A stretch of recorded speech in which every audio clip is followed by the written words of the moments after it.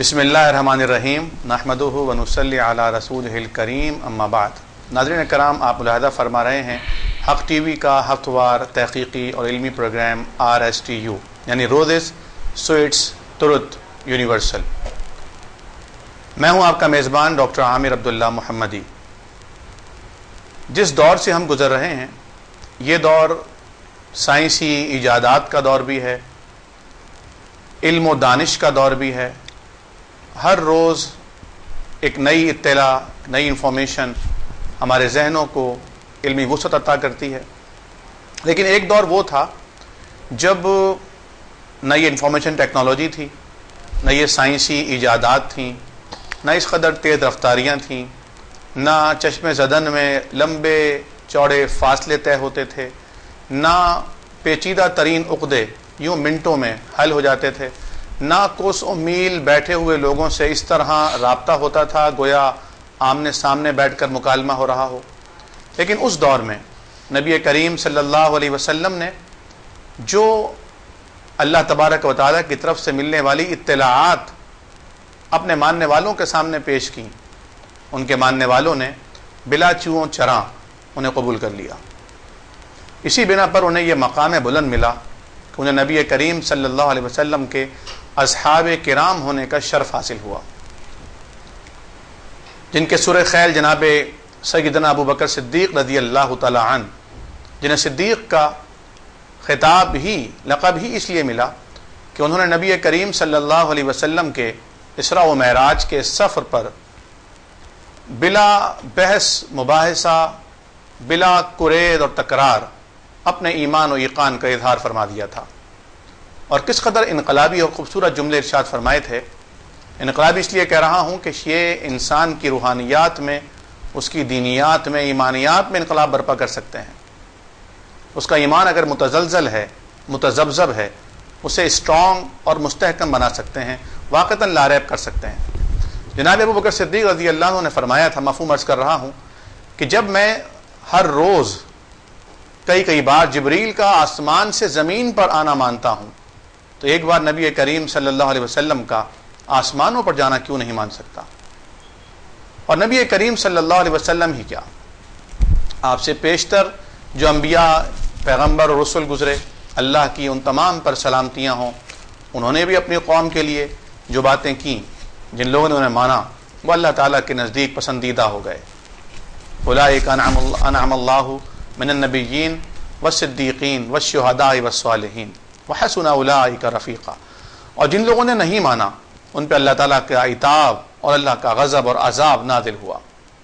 और ये वही लोग हैं जिनके लिए हम हर रोज़ दिन में कई मरतबा नमाज में भी और वैसे भी सूरह अल-फ़ातिहा पढ़ते हुए दुआ करते हैं कि इलाही हमें उन रोज़ लोगों का रास्ता दिखाइएगा जिन पर आपने इनाम किया है, ना कि उन लोगों का गैरिल मग़दूबि अलैहिम वलद्दाल्लीन, जिन पे आप नाराज़ हुए, जिन पे आपका गज़ब टूटा, और न ही उनका जो रास्ते से गुमराह हो चुके हैं। उस दौर में जब बात की जाती थी मौजज़ात की, तो लोग उसे जादू करार देते थे।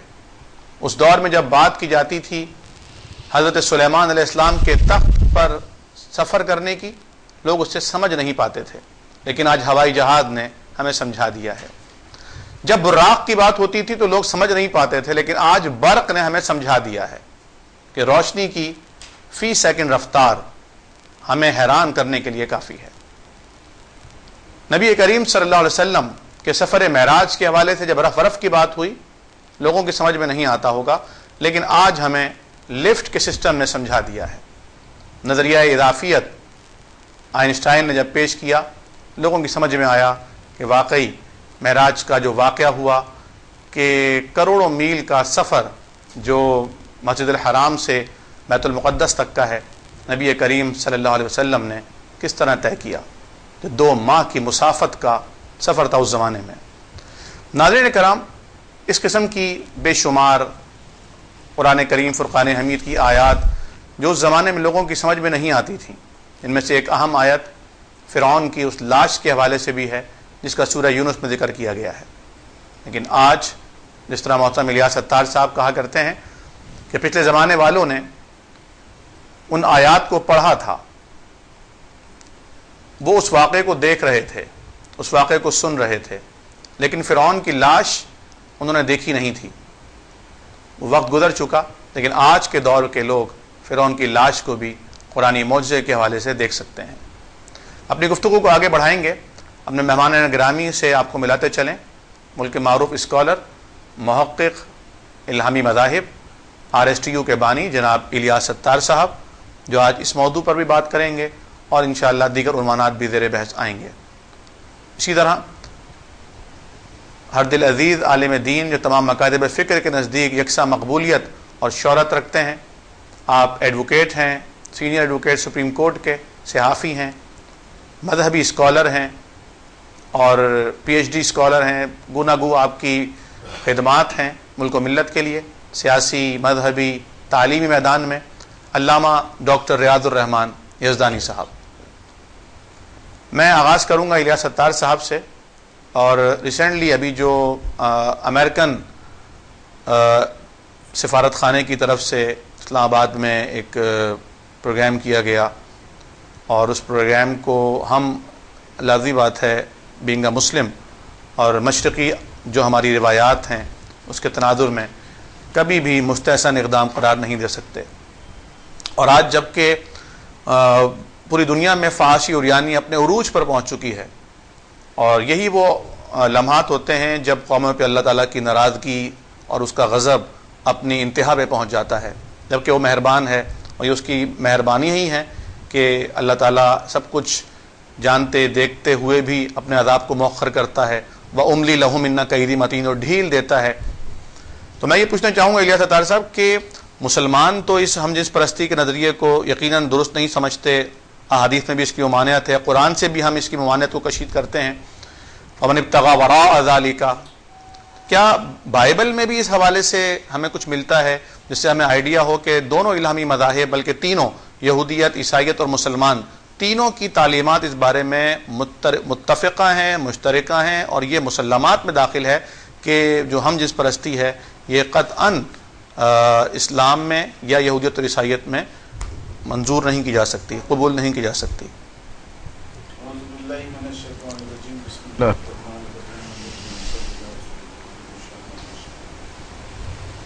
یہ بائبل میں اور قرآن شریف میں دونوں میں لوط علیہ السلام کا واقعے کا ذکر ہے کہ اسی گناہ کی وجہ سے پورا عذاب آیا اور سارے لوگ برباد ہو گئے، شہر تک برباد ہو گیا۔ اور ویسے قانون بھی دیا ہوا ہے بائبل میں، کتاب کا نام ہے احبار، اس کا باب نمبر 20 آیت نمبر بھی 20 ہے۔ اس میں کلیئر لکھا ہے اگر کوئی مرد سے صحبت کرے جیسے عورت سے کی جاتی ہے تو وہ دونوں کو مار ڈالے جائے۔ تو بڑا کلیئر ہے، سزائے موت ہے۔ اور یہ سزائے موت تو دور کا بات، یہ تو باقاعدہ بڑے بڑے اداروں میں آ رہے ہیں اور بات کر رہے ہیں کہ اس کو لیگلائز کرنا ہے، اس کو آرام سے اجازت دے اور یہ سب کرے۔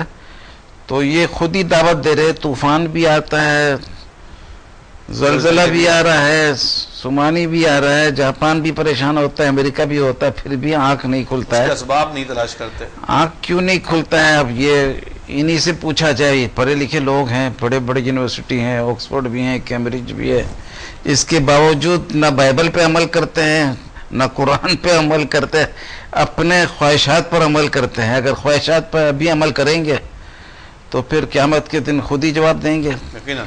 علامہ صاحب آپ کیا کہنا چاہیں گے اس بارے میں؟ نحمدہ ونصلی علی رسولہ الکریم، اعوذ باللہ من الشیطان الرجیم، بسم اللہ الرحمن الرحیم۔ جناب ڈاکٹر صاحب، جناب الیاس ستار صاحب،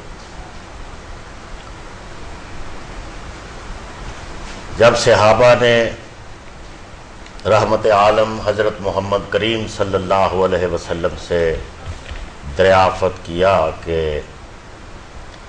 جب فتنے اتنے بڑھ جائیں کہ کوئی حل نظر نہ آئے تو پھر کیا کیا جائے، تو ہمارے آقا اور مولا حضرت محمد کریم صلی اللہ علیہ وسلم نے ارشاد فرمایا پھر قرآن کی طرف رجوع کرنا چاہیے۔ تو ہمارے یہ جتنے فتنے آ رہے ہیں یہ قیامت کی نشانیاں بھی ہیں، قرب قیامت کی نشانیاں ہیں، اور یہ دور بھی جو ہے یہ فتنوں کا دور ہے، اور خاص طور پر ہم نے جن کو سپر پاور بنایا ہوا ہے یا سمجھتے ہیں، انہوں نے مسلمانوں کو ذلیل کرنے کے لیے، مسلمانوں کے تشخص کو ختم کرنے کے لیے، اسلام کے تشخص کو ختم کرنے کے لیے، پیغمبر عالم اسلام، پیغمبر رحمت، پیغمبر کائنات حضرت محمد کریم صلی اللہ علیہ وسلم کے تشخص کو ختم کرنے کے لیے بے شمار منصوبات بازی کی ہے۔ اور آج سے میں کہتا ہوں کہ آج سے 1400 سال پہلے دار الندوہ میں میٹنگیں ہوتی تھی کہ محمد کا پیغام ناقابل برداشت ہے، یہ قرآن کی فتوحات ناقابل برداشت ہے، ہمارا سٹیٹس نہیں رہا، ہم برباد ہو جائیں گے، ہماری چودراہٹ ختم ہو جائے گی۔ اور آج 1400 سال کے بعد وائٹ ہاؤس میں میٹنگیں ہو رہی ہیں کہ اسلام ناقابل برداشت ہے، محمد کا پیغام ناقابل برداشت ہے، قرآن کی فتوحات ناقابل۔ آپ یہ کہنا چاہیں گے کہ ہر فتنے کا اور ہر شورش اور یورش کا مقابلہ قرآن سے جوڑ کر کیا جا سکتا ہے، رحمت عالم حضرت محمد کی کریم صلی اللہ علیہ وسلم تعلیمات اور سیرت اسوہ حسنہ کو اپنا کر۔ صحیح۔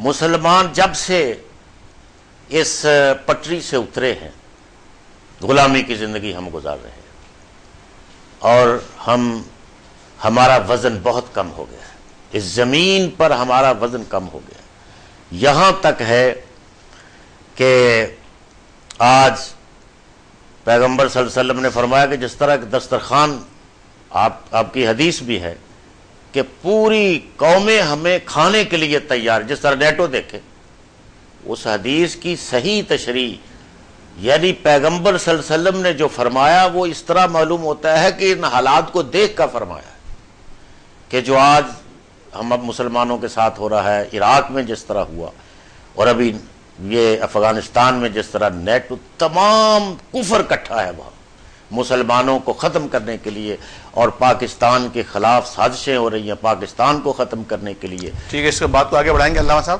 الیاس اتار صاحب، میں پوچھنا چاہوں گا کہ قرآن کریم فرقان حمید کی صداقت، حقانیت کے حوالے سے پچھلے دنوں بھی جو آپ سے بات ہو رہی تھی، بیت المقدس اور یروشلم کے میں جو ہیکل سلیمانی ہے اس کے تناظر میں آپ نے ایک قرآن کریم کی آیت پر فوکس کیا تھا کہ یہ قرآن کریم کا معجزہ ہے جو دنیا کے سامنے آنا چاہیے، اسے ڈسکس کیجیے۔ یہ ایک بہت خوبصورت نقطہ ہے جی کہ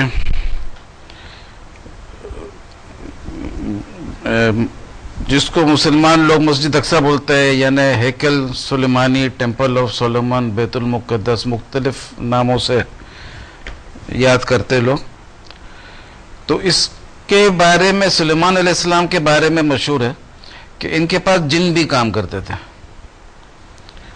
اور اسی طریقے سے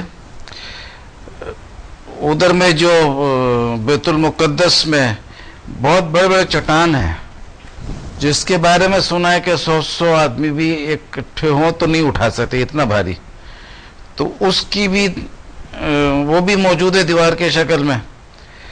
تو اس سے صاف ظاہر ہوتا ہے کہ یہ وہ جنوں کا بنایا ہوا چیز ہے، کیونکہ انسان کے بس میں تھا نہیں اتنا بھاری بھاری استعمال کرنا چٹان کو۔ اب وہ جن جو بنایا ہے تو اس میں ایک باریکی والا نقطہ یہ آتا ہے قرآن شریف میں کہ ایک تو میں بھاری چیزوں کے وہ چٹان کے علاوہ اور بھی ہے، سورہ سبا میں جیسا ہے 3-4 آئٹم کا ذکر ہے، اس میں ایک آئٹم یہ ہے کہ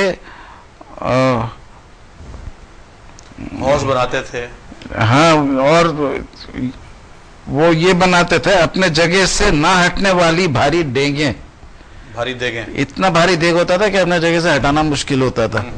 تو یہ بھی جن وغیرہ شاید بنائے ہوں گے۔ تو یہ چٹان کی طرف میں آتا ہوں کہ یہ چٹان ابھی بھی موجود ہے، حالانکہ بیت المقدس 2 دفعہ تباہ ہوا۔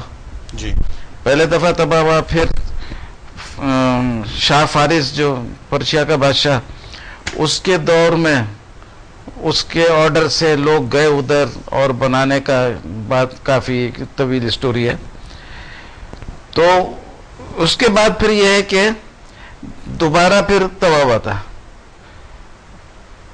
और उसके बाद में अब पोजीशन ये कि वो चट्टान मौजूद है, बहुत सारी चीजें गायब है लेकिन चट्टान मौजूद है।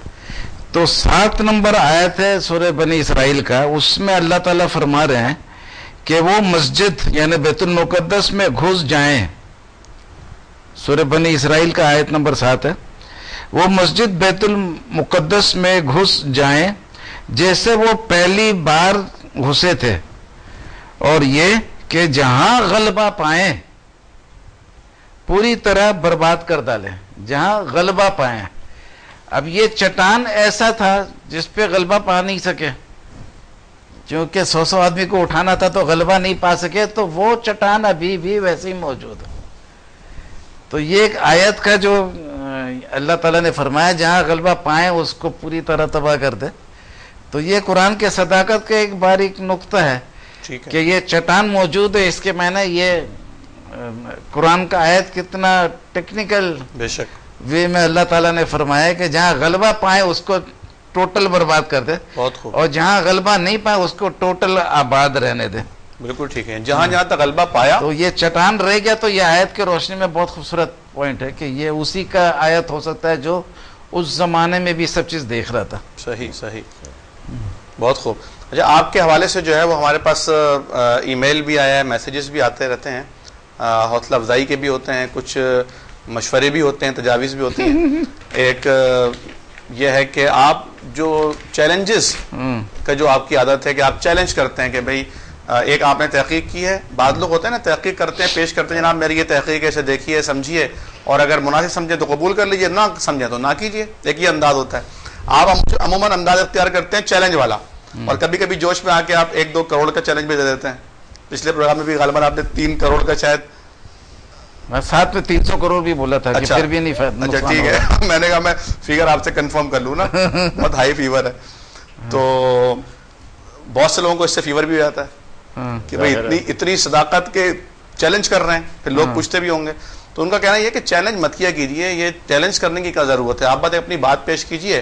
तो इल्मी अंदाज जो है वो ये है, और उनका कहना तो ये था, अल्फाज उनके ये थे अल्लामा साहब, कि ये मौलवी जो होते हैं ना वो चैलेंज करते हैं अपनी बात को रखने के लिए, एक आवाम को मुतमईन करने के लिए। तो इसके बारे में क्या कहेंगे आप? पुलिस चालान करता है, मैं चैलेंज करता हूँ, बस इतना फर्क है। तो पॉइंट ये है कि मैं चैलेंज वैसे ही नहीं करता हूँ जी। और लोग मेरे से पूछते तुम्हारा चैलेंज करते कोई इनाम जीतता नहीं, मैं बोलता कोई नीलाम घर तो है नहीं, यहाँ इनाम जाएगा तो इज्जत भी साथ में जाएगा। बहुत खूब है ना, क्योंकि ये वो चैलेंज है कि मैं सदाकत के लिए चैलेंज कर रहा हूँ, कोई प्रोडक्ट को एडवर्टाइज करने के लिए चैलेंज नहीं कर रहा हूँ। तो यहाँ अगर इनाम गया तो इज्जत भी गया। कि लेबोरेटरी में गलत साबित करने वाले को 1 लाख रुपए, ये नहीं कर रहे आप।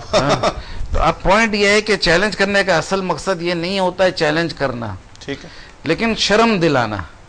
क्योंकि जब मैं पैसे का चैलेंज करता हूं तो मैं सिर्फ ये नहीं बोलता हूं कि मेरे पास आके तुम इसको गलत साबित करो। कादियानी को जब मैंने चैलेंज किया, बोला कादियानी जज मंजूर, दुनिया का हर सुप्रीम कोर्ट तुम्हारे मर्जी का मौजूद, मेरे गैर मौजूदगी में साबित कर दो गलत तो भी मंजूर, अपील भी नहीं करूंगा, 1 करोड़ नकद इनाम देगा, पहले केस करेगा उसको इनाम भी दूंगा कुछ पैसा। तो इस किस्म का चैलेंज कोई करता नहीं, इसको चैलेंज भी नहीं बोला जाता है। इसको यूं समझिए कि तवज्जो दिलाने के लिए बॉक्सिंग का जो होता है, रिंग में खेलता है तो वो भी चैलेंज होता है। तो चैलेंज कौन नहीं करता है? चैलेंज तो हर कोई करता है। क्रिकेट में भी चैलेंज ही होता है ना यार, और क्या होता है कि कुरान ने खुद चैलेंज किया। कुरान खुद चैलेंज है, दलील लो। अल्लाह ताला ने बोला है काफिरों से दलील लो, हाँ तो बुरहानकुम इन कुंतुम सादिकीन, दलील लेके आओ तुम हर वक्त चैलेंज करते हैं। बल्कि मोबाइल अभी लानतुल्लाह अलल काज़िबीन, लानत आएगा। तो हम तो बोलते हैं पैसा देंगे भाई, मिठाई भी देंगे, रोजेस भी देंगे, और सच बात तुमको सुनाएंगे, यूनिवर्सल का कंसेप्ट देंगे, न तुम मारो ना मैं मारूं, न तुम मरो ना मैं मरूं, हाँ न मारो ना मरो, बस खुशबू के साथ जिंदगी गुजारते रहो, मिठास के साथ गुजारते रहो। अब इस चैलेंज का मकसद ही ये होता है ना, क्योंकि आपके जितने बड़े अखबार हैं, जितने बड़े ये टीवी चैनल्स वगैरह हैं, कौन सही मजमून को सुनाने का टाइम देता है? 2 मिनट भी नहीं होता है तो फिर एक इश्तिहार आ जाता है, फिर 1 मिनट होता है, फिर शॉर्ट ब्रेक, कमर्शियल ब्रेक। अरे साला पूरा इदारा कमर्शियल है, بے شک پوری دنیا کمرشل ہو گئی ہے، پورا ادارہ کمرشل ہوتا ہے، کمرشلائز ہو گیا ہے. اگر اس میں آپ جو کچھ بھی بتا دو چلے گا، لیکن اگر ایسا سیریس بات سناؤ نا جس میں ایڈ نہیں آئے گا تو ان کا پروگرام ٹھپ ہو جائے گا. یہ دیکھیں حق ٹی وی کی برکتیں ہیں کہ وہ ابھی اتنے بڑے بڑے ایڈ اور اخبار ایڈورٹائزمنٹ کے ہیں، بغیر ماشاءاللہ کام اتنے کرتے بڑے ہیں. بڑے اخبار ہیں، جھوٹ جھاٹ بھی بہت آرٹیکلز میں چھپتے ہیں، لیکن کام کا بات دو تو وہ اتنا چھاپنے میں گریز کرتے ہیں. بالکل یہ کام کا بات کسی کو نہیں، تو وہ اب چند لوگ جو کرتے ہیں اور ان کو سننے والے بھی کم ہوتے ہیں، تو چیلنج کرنے سے یہ ہے کہ دنیا میں برکت ہوتا ہے. اب جیسا میرا قادیانی کا چیلنج تھا، پہلے دفعہ قادیانی کو تو شروع سے یہ بولا جا رہا تھا تم تبلیغ کرو گے تو جیل جاؤ گے، SHO کے پاس لے جائیں گے. میں نے بولا جو قادیانی بات کرنے کا 500 روپیہ دیں گے اس کو، جو اس کو لے کے آئے گا اس کو بھی 500 دیں گے. اس میں تو کوئی انعام نہیں چکر تھا نا، بتانا تھا کہ بھئی ہمارے پاس ایسے دلیل ہے جو تم بھاگ رہے ہو، اس وجہ سے میں تم کو پیسہ دے کے بلا رہا ہوں، شرمندہ کر رہا ہوں کہ اب کیا ہو گیا تم لوگ کو پیسہ دے کے بلا رہا ہے. امام مہدی کا دعویٰ کیا تمہارا نبی کہ دنیا کو تبدیل کرے گا، اور اس کے لوگ بھاگ رہے ہر ان کے جیسا، اب پیسہ دے کے بلایا جا رہا ہے تب بھی نہیں آ رہا ہے. شرم شرم شرم شرم. اسی میں نے چیلنج کیا تاکہ شرم شرم شرم ہو. چیلنج کا مقصد یہ نہیں تھا کہ اپنا پیسہ لٹانا، کس کو فالتو پیسہ ہے. میں تو ان کو کھانا بھی کھلاتے رہا، ان کے ہر قسم کا خاطر کیا، نہ صرف ان کا بلکہ کرسچن کا بھی، ہر کوئی کا. تو یہ چیلنج جو ہے ہمیں نے ہمیشہ مٹھاس کے ساتھ کیا. یعنی آپ انہیں محبت سے احساس دلا رہے تھے کہ بھائی آؤ بات کرو، اور اس سے اہم بہت مسئلہ فرق ہے. پڑا. اب جیسا موتی والا مرحوم، وہ بیچارہ بولتا تھا، وہ بہت اپریشیٹ تھا میرے مضمون کو معجزہ ختم نبوت بھی ان کے قرار اپنے دیا. بڑے مضامین تھے اس بارے میں. ان کے بہت بڑے مضمون، بہت زبردست محقق تھا، میں نے ان سے بہت ہی رہنمائی بھی حاصل کیا. اور وہ بولتا تھا کہ آپ کا جو یہ زیادہ جان جو آیا یہ چیلنج کی وجہ سے آیا. اچھا، اس کے بعد یہ جو تبت پلازا ہے کراچی میں، ادھر میں قادیانی لوگ بہت تبلیغ کرتے تھے اور سب پریشان تھے. جب میرا بکلیٹ گیا 1 کروڑ کا چیلنج، اب جس دکاندار کے پاس جائے تو وہ دکاندار اس کو بولے یار اس کا جواب لاؤ، 50 لاکھ تمہارا، 50 لاکھ میرا. تو عوام جو ہے وہ اتنا ڈیپتھ میں نہیں جاتا ہے. اگر اس کو چیلنج کا ایک لائن مل جائے نا تو اس کے لیے لڈو ہو جاتا ہے، بھئی یہ چیلنج ہے لاؤ.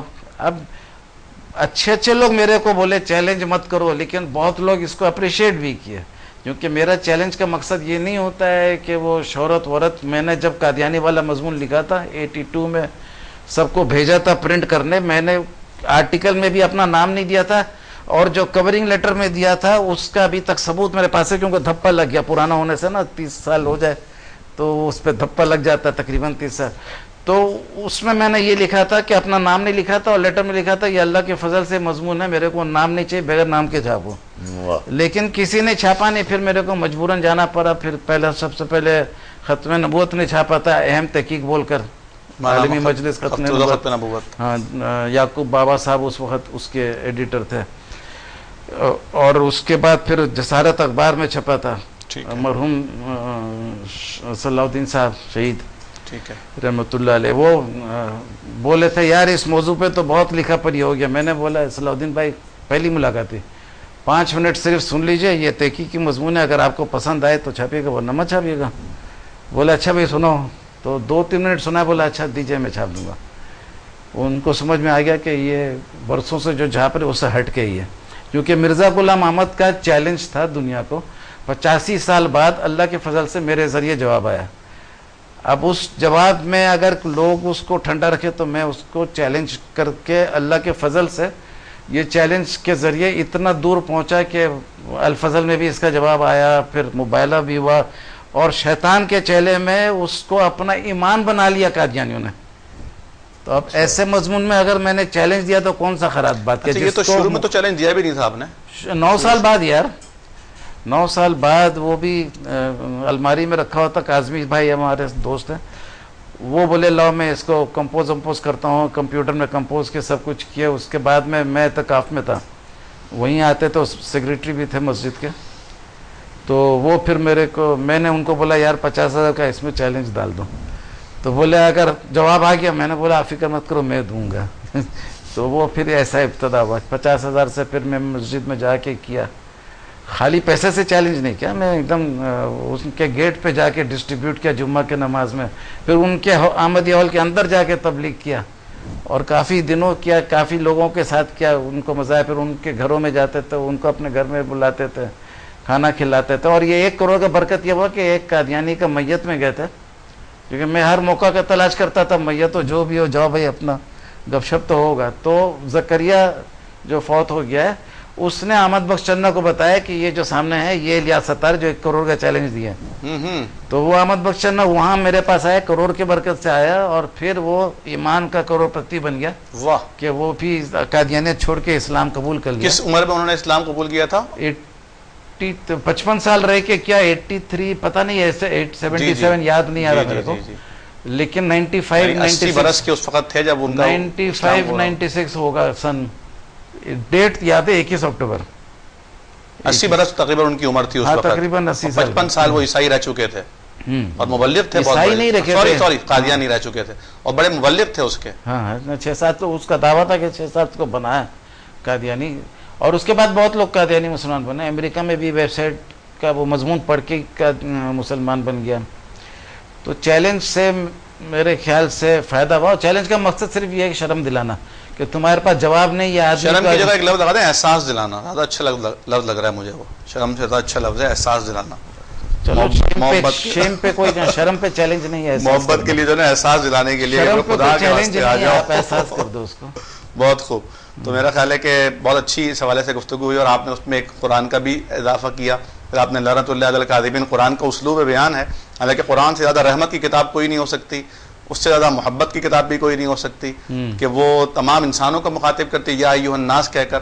اللہ سے آپ سے پوچھنا چاہوں گا میں، آپ سیرت کے ماشاءاللہ مصنف بھی ہیں، کتابیں بھی لکھی ہیں آپ نے، اور سیرت طیبہ تو ایسا موضوع ہے جس پر ہم سب مل کر بھی لکھیں تو بھی اس کا نہ حق ادا کر سکتے ہیں، نہ اس میں وہ جان ڈال سکتے ہیں جو نبی کریم صلی اللہ علیہ وسلم نے اپنی سیرت عملی طور پر جو صحابہ کرام دیکھ کر اسے حاصل کر رہے تھے.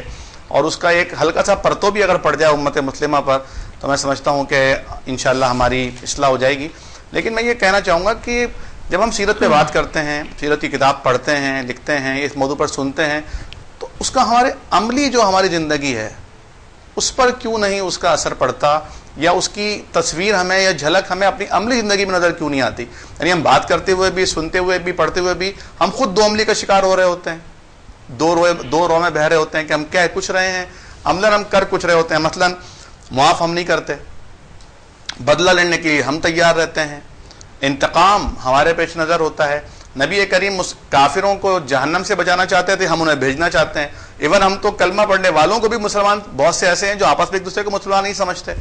تو کیا ابھی ہمارے دوست ہیں، آپ کے بھی دوست ہیں ایاز ظہیر، علامہ ایاز ظہیر حاشمی صاحب، وہ بڑی اچھی گفتگو کر رہے تھے کہ ہم اتحاد بین المذاہب کی بات کرتے ہیں اور بین المذاہب ہم آہنگی کی بات کرتے ہیں کہ تمام جو مسیحی ہیں اور یہودی ہیں اور ہندو ہیں، پارسی، ان میں یگانگت ہو، کم از کم مشترکہ جو مسائل ہیں ان میں کم از کم مل بیٹھ کر بات کرنے کا جذبہ ہو، جو ہمارا RSTU کا موٹو ہے.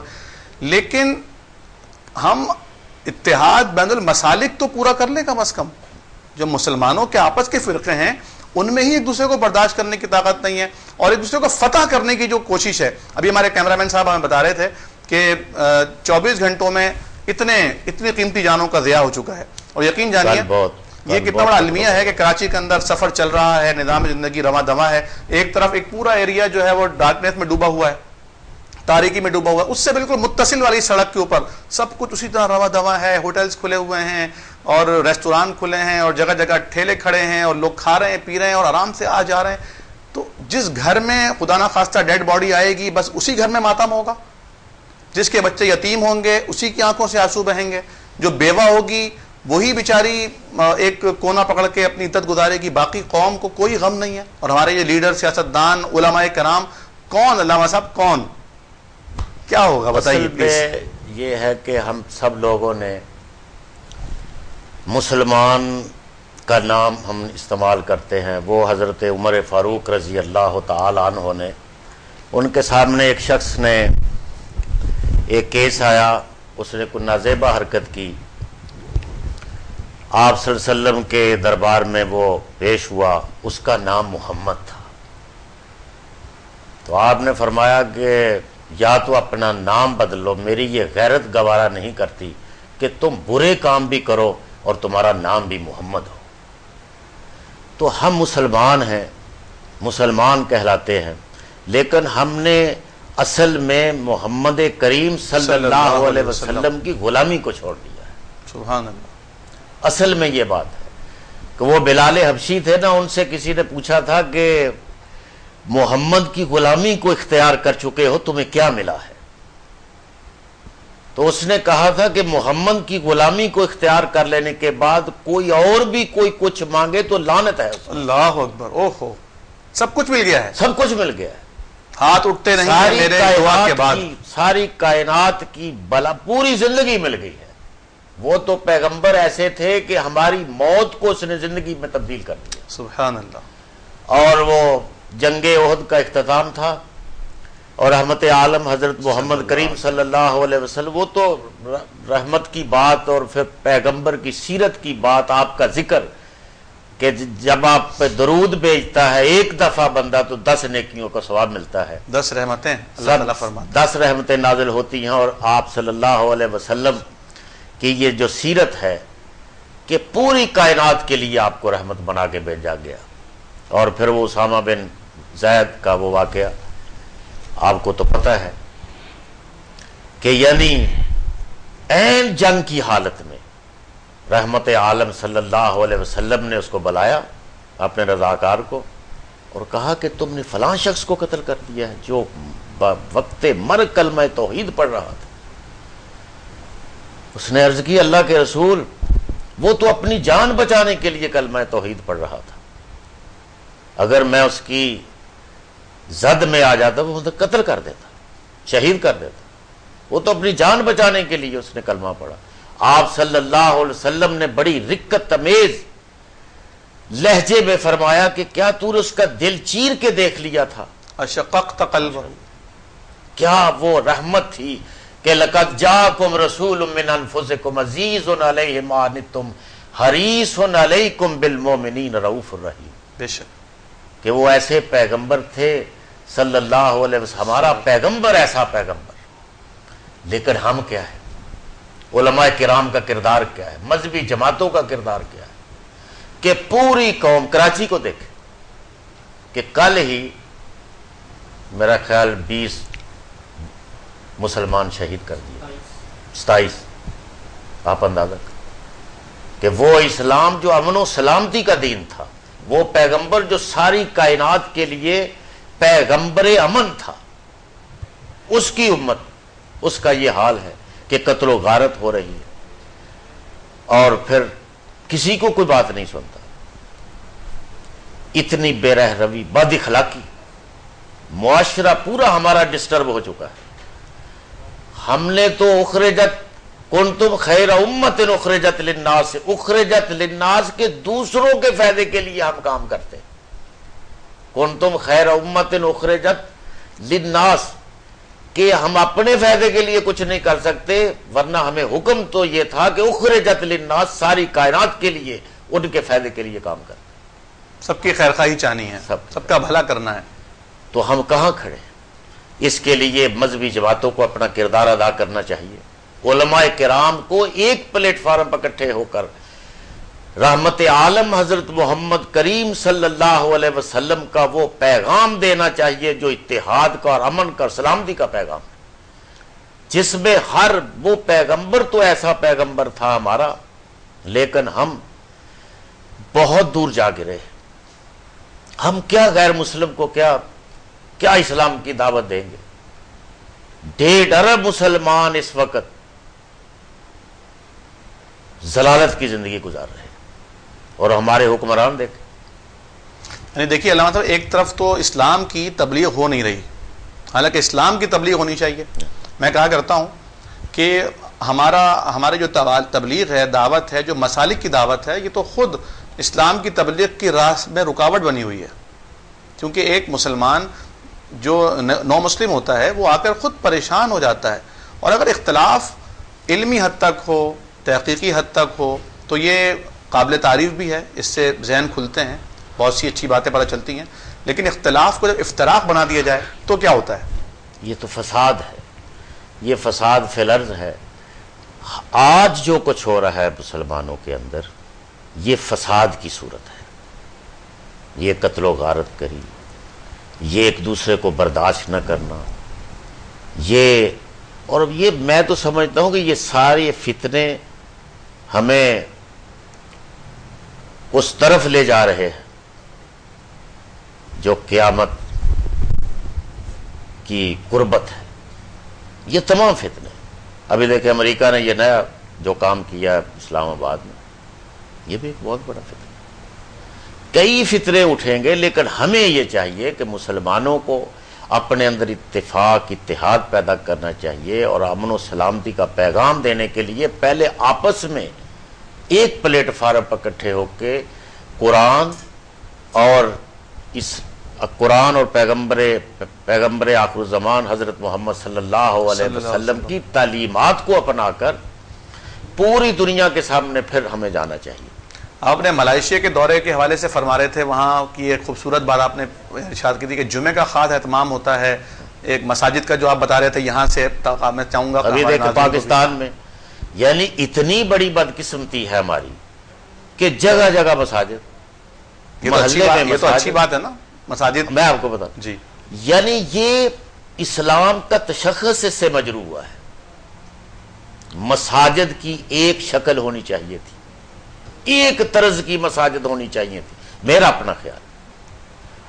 اور میں یہ سمجھتا ہوں کہ اتحاد اور اتفاق کے لیے ایک قسم کی مسجد کی مطلب اس کا نقشہ بنایا جائے پوری دنیا میں، عالم اسلام میں، جس طرح مسجد نبوی کا نقشہ ہے۔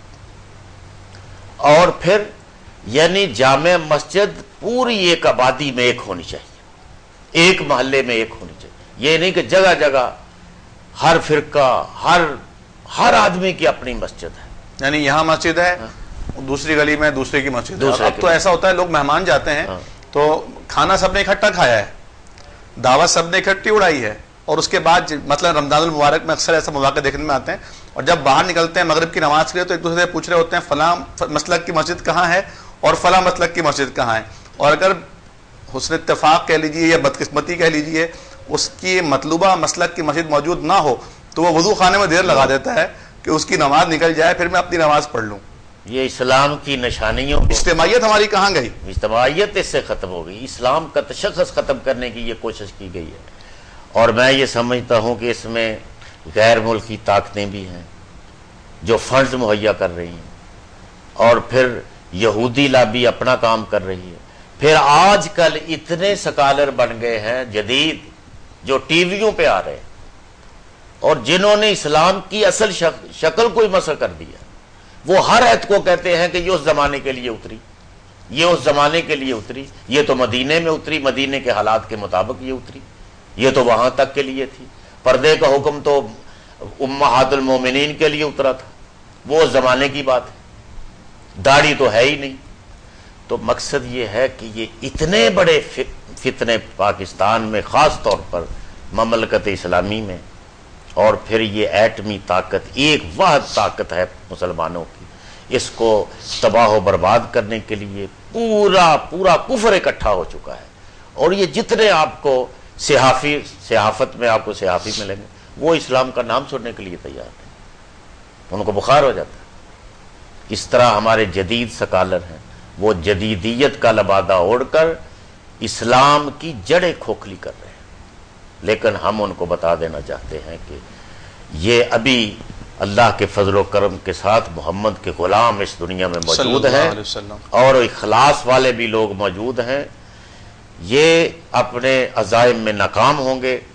مذہبی جماعتوں کو ضرور اپنی اصلاح کرنی چاہیے، مسلط کوشی چھوڑ کر، مسلط پسندی چھوڑ کر اسلام کے پیغام کی طرف آنا چاہیے۔ نبی رحمت حضرت محمد کریم صلی اللہ علیہ وسلم کے اسوہ حسنہ کو اپناتے ہوئے اس ملک میں ایک نظام مصطفیٰ کے نفاذ کے لیے کوشش کرنی چاہیے۔ لیکن کچھ چیزیں تو کئی دفعہ ہوئی ہیں وہ سیاست کی نظر ہو گئیں۔